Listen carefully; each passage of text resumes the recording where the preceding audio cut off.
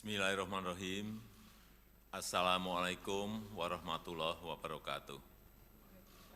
Selamat siang, salam sejahtera bagi kita semuanya. Om Swastiastu, Namo Buddhaya, salam kebajikan. Bapak, Ibu, dan saudara-saudara sekalian yang saya hormati,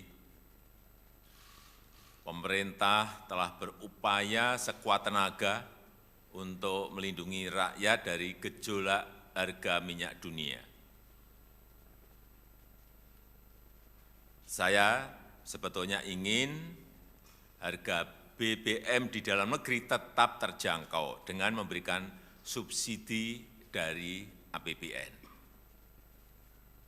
Tetapi anggaran subsidi dan kompensasi BBM tahun 2022 telah meningkat 3 kali lipat dari 152,5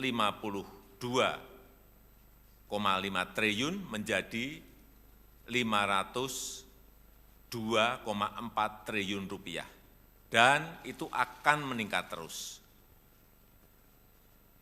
Dan lagi, lebih dari 70% subsidi justru dinikmati oleh kelompok masyarakat yang mampu, yaitu pemilik mobil-mobil pribadi. Mestinya uang negara itu harus diprioritaskan untuk memberikan subsidi kepada masyarakat yang kurang mampu. Dan saat ini pemerintah harus membuat keputusan dalam situasi yang sulit. Ini adalah pilihan terakhir pemerintah, yaitu mengalihkan subsidi BBM. Sehingga harga beberapa jenis BBM yang selama ini mendapat subsidi akan mengalami penyesuaian. Dan sebagian subsidi BBM akan dialihkan untuk bantuan yang lebih tepat sasaran.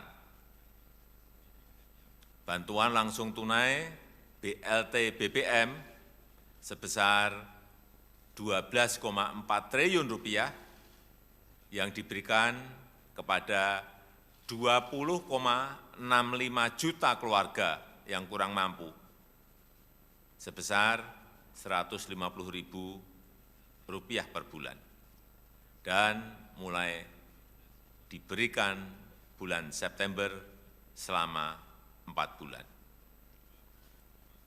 Pemerintah juga menyiapkan anggaran sebesar 9,6 triliun rupiah untuk 16 juta pekerja dengan gaji maksimum 3,5 juta rupiah per bulan dalam bentuk bantuan subsidi upah yang diberikan sebesar Rp600.000. Saya juga telah memerintahkan kepada pemerintah daerah untuk menggunakan 2% dana transfer umum sebesar 2,17 triliun rupiah untuk bantuan angkutan umum, bantuan ojek online, dan untuk nelayan. Pemerintah berkomitmen agar penggunaan subsidi yang merupakan uang rakyat harus tepat sasaran. Subsidi harus lebih menguntungkan masyarakat yang kurang mampu. Selanjutnya, saya minta Menteri ESDM, Menteri Keuangan, dan Menteri Sosial untuk bisa memberikan penjelasan yang lebih rinci. Terima kasih. Wassalamualaikum warahmatullahi wabarakatuh. Silakan, Pak Menteri.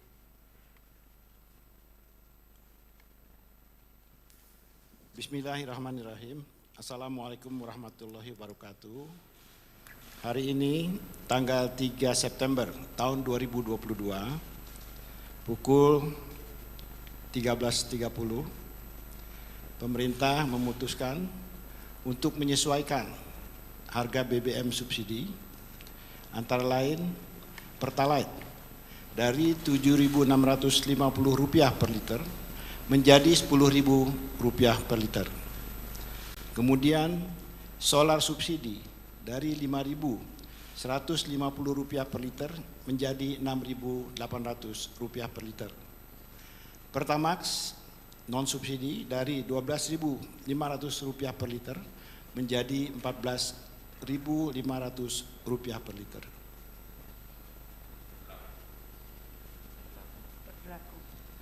Ini berlaku 1 jam sejak saat diumumkannya penyesuaian harga ini, jadi akan berlaku pada pukul 14.30 waktu Indonesia bagian Barat. Terima kasih.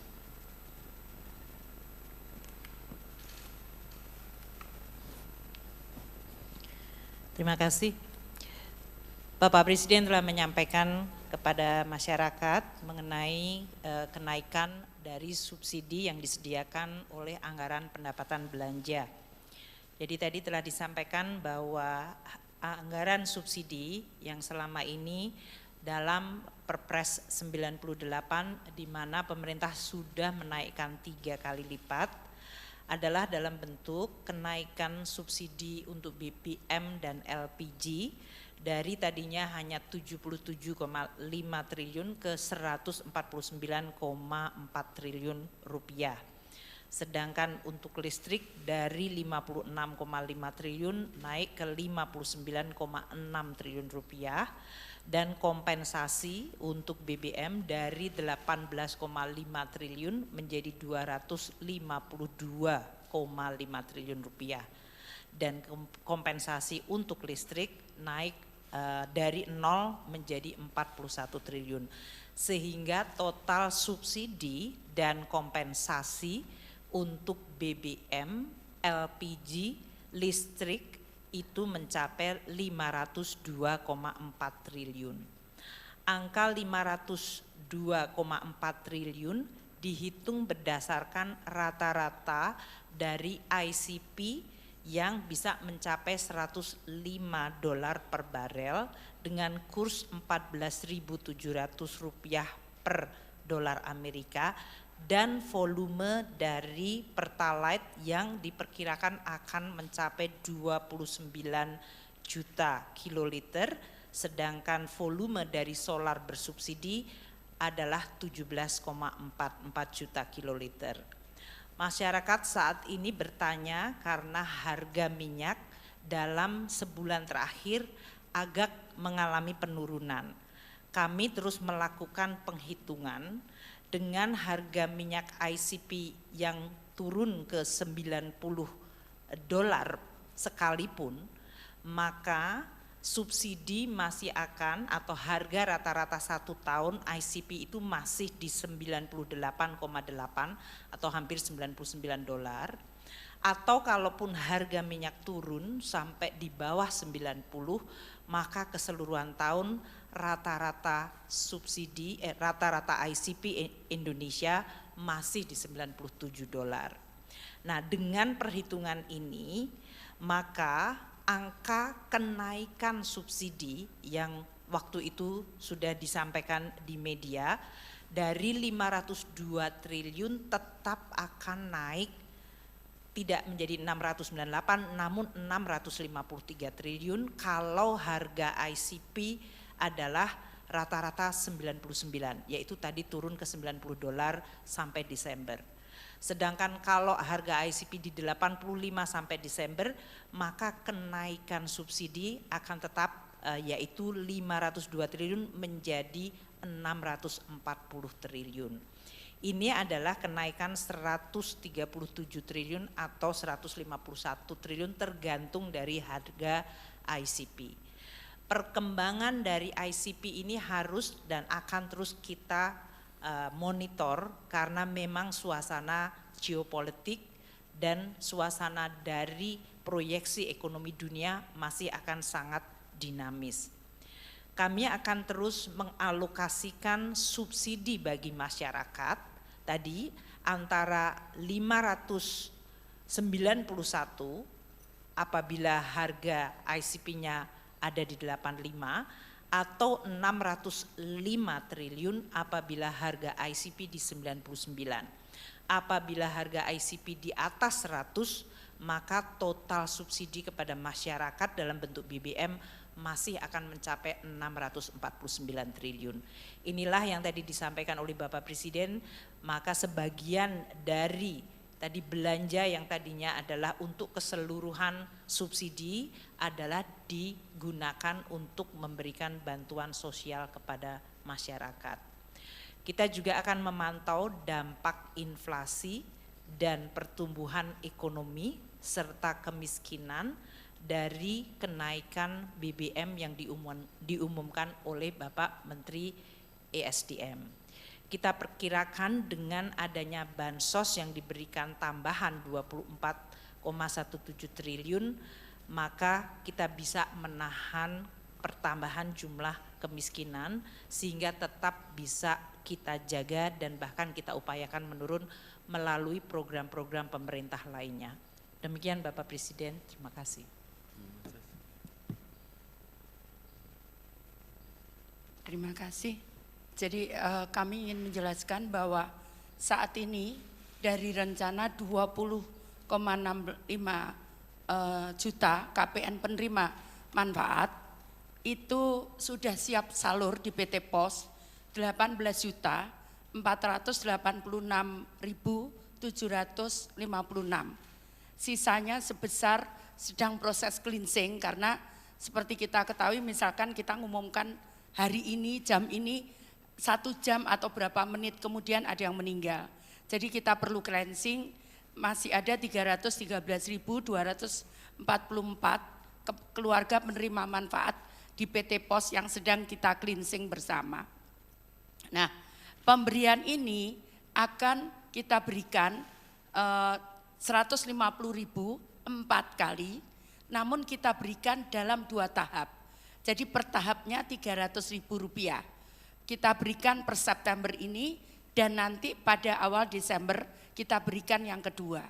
Nah di dalam perjalanan itu apabila tadi untuk mengantisipasi itu maka warga bisa mengusulkan, kami punya situs namanya Usul Sanggah.